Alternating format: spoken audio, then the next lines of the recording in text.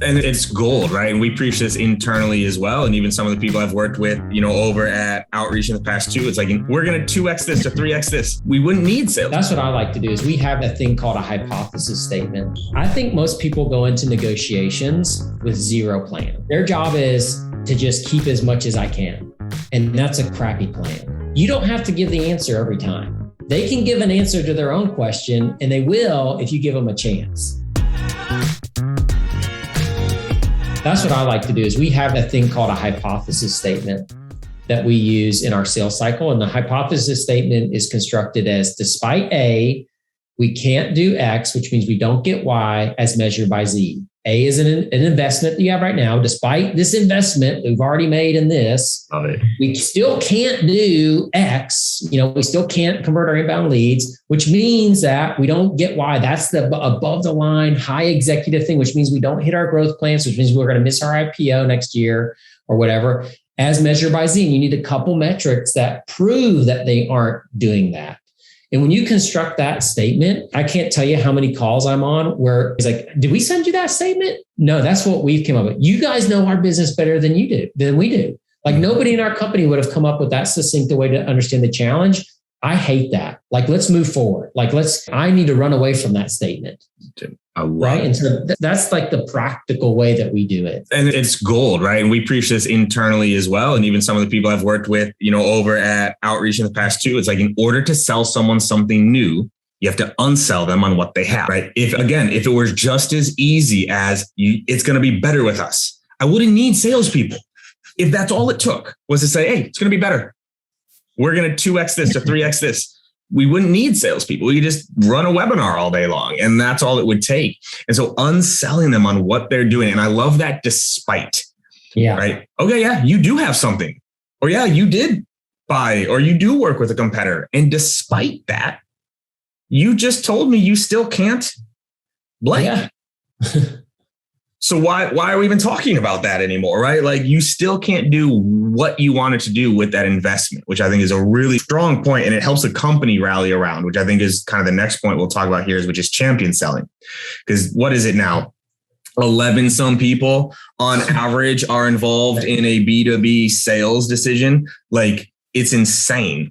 So like, how do you then help that champion through the process? Both like helping the champion, but also how do you help your reps enable that champion? Because very rarely are you going to get the decision maker, because there isn't one anymore. There isn't that's also what's changed a lot in sales. There's not a anymore. Like the CEO could be like, yeah, I want to do this. And you got 7 people that are saying no. Yeah. And he's like, oh, all right, never mind. So how do you then help your champion, or I guess navigating that sales process to keep these things top of mind throughout all this? So my argument on this topic is that reps actually already know what to do. They're doing it with the wrong person. They are treating a coach like a champion. They are enabling a coach who isn't in the meeting with the champions. They're enabling a coach that tells them everything, but can't get the right people to the deal for the security meeting to get through InfoSec. You're talking to a person that likes you and gives you great feedback.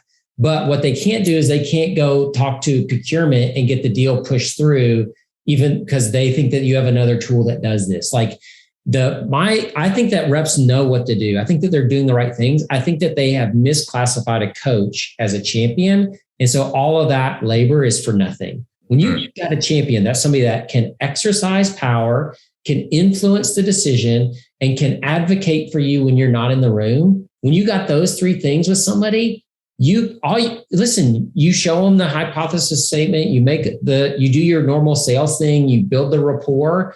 That champion can get stuff done for you. It doesn't mean you're always going to win the deal, right? But it does mean that they can go do stuff for you. I think that most reps spend too much time on coaches because coaches are easy. They're always positive. They tickle the happy ears, and they don't do the hard work of saying, you know what, this person is just a coach. They're not somebody that can actually get something done. How do you help your reps identify the difference, right? So like, okay, whoa, you have a coach, you don't have a champion. How do you identify? And then how do you try to get a champion? So the number one marker for us for a champion is the ability to get cross-departmental people in the meetings to get stuff done. And so if I go to you, Katie, and I'm like, listen, we need to do this and this. Can you get an enablement and a rev ops person on the phone with us next week? And you go do that. I know you're probably a champion. If you're like, well, why don't we have another meeting? And, I know you want to talk to Bob, but Judy's way below Bob, probably better. That's when I start to know that you're not a champion. The second reason I know is the abdication when you're not there part is, are you willing to get with me to review my materials before big meetings? Love that. And if you're willing to do that, and then are you willing to let me coach you on how to get this done because you want it done so much? And so those are the kind of the 2 or 3 things that we use here to really look at a champion. Like title can be confusing to your point earlier. If you have the CEO, doesn't mean they're going to make the decision. And so we just like to think about it as like, can they get people organized and moving? And then are they willing to help collaborate with us on the strategy to best do that? Because they know those people better than we do. I think that's key. And we do as reps and as managers and as leaders, helping your reps listen for these things, because they get coaches, the happy ears. Coach, oh yeah, sure. Like, all right, yes, I got them. No, you don't. It probably isn't that way, right? And we're just trying to listen with happy ears. And so let's bring this home then, right? So we've done proper discovery. We have done a great job of call it the unselling process through the demo, getting people excited. We're enabling our champion. We've identified who it is. Now we're getting towards the end around call it negotiation and the close, right? So what are some things you help to finish it? Because so many deals, they get to that 80% mark, and it's that last 20% that it just fizzles out and the time kills the deals or something goes wrong there. How do you help finish the sales process as a closer and your team? Well, I'm not going to spend long on the generic answer, which everybody knows is you first all got to ask for the business. Right. And so many calls where the rep never asks the hard question is, are you willing to buy? Right.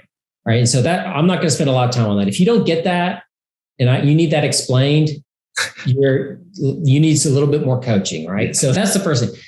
Here's the other thing that I think is really important when it comes to negotiations specifically is I think most people go into negotiations with zero plan. Their job is to just keep as much as I can. And that's a crappy plan. So what we teach at Outreach is you have, where do you want to land? Like ideally, like go to finance and get it figured out where you think this is a great deal, your manager. What's the top end of that? And what's the low end of that? Like what's the least that you'll do that you'll be able to succeed? And go in with those 3 numbers and then look at what you're doing and be like, okay, if price is high, then maybe time or, the number of years on the contract can be low. Right. But if price is low and number of years is low, maybe then referrals and case study and stuff is high.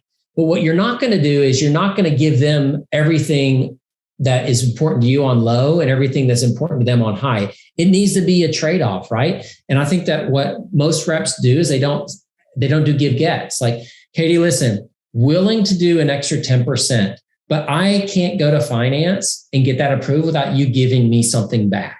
Right. This is what I would think would be valuable, an extra year on the contract. Can we do that? No. Well, then I don't know how I'm going to give you 10%. How would you solve that? Right? Oh, love it. I just did something there, right? But that's what gets lost in the negotiation stuff is people don't have a plan. They don't know what is the floor. They don't know what is a ceiling. They don't know what that would be a good outcome. When you go in with those things and then you start to look at, all right, what's the highest price I could get, the lowest price, the price I want? What's the number of years most I could get? Whatever. What's the amount of ProServe? The most I would want to get for ProServe fees and the lowest. And once you map that kind of stuff out, then you can kind of see, all right, they're asking here, oh, I'm low here. I can ask for something else. And then that starts to even it out and makes it a real negotiation, not just you giving. I love it. I want to call out something you did there. There's 2 things you actually brought up. One, the magic word that I hope y'all caught was trade. Trade, right? It's not, if all you're doing is giving, that actually is not a negotiation. You're just giving things away versus that give get. What are you trading? They want lower price.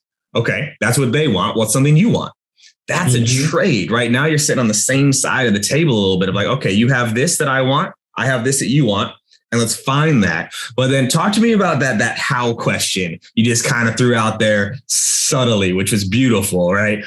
I can't go to them, to finance and ask for this 10% discount if we can't have X. How would we solve this? That was fucking glorious. I call that sales judo. All right. So judo is the martial arts practice that uses someone's own energy against them. Right. So the idea is you can do the same thing with an objection is you take the energy of that objection and you transfer it back to the person for the answer. So if somebody says, hey, Mark, I don't think that we can do because of price. Katie, like I'm sure there's a lot of negotiations that you're in where you can't go down in price the way somebody, how do you handle that? And you just throw their question back to them. And I'm telling you, like 9 times out of 10, people will answer their own question and you don't even overcome the objection. They overcome it themselves. Or at the end, you're just like, they offer a good solution and you just say, well, why don't we do that? And then it's their idea and they're much more willing to do it. But like sales judo is like a very subtle and awesome thing and that people forget, like you don't have to give the answer every time. They can give an answer to their own question and they will if you give them a chance.